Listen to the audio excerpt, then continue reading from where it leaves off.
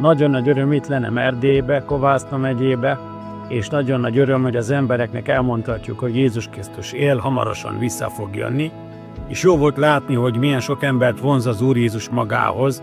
Ezekben a napokban, amikor ma reggel amerikaiak is elkezdték bombázni Iránba az atom létesítményeket, nagyon sok embernek a szíve megpelik félelemmel, mi lesz velünk, kitör a világháború, hogy lesznek a dolgok.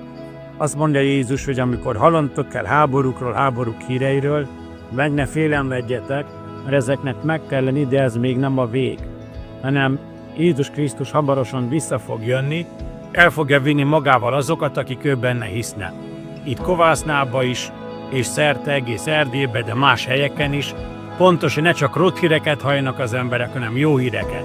Jézus szereti az embereket, megbocsátja a bűneiket, meggyógyítja a betegségeiket, és örök élettel megajándékozza őket. És mire Jézus vissza fog jönni, akkor a hitet fogja keresni a mi szívünkben, és ezért a hitünket erősítsük meg ezekben a mai napokban is, hogy Jézushoz méltóan éljünk itt a földön.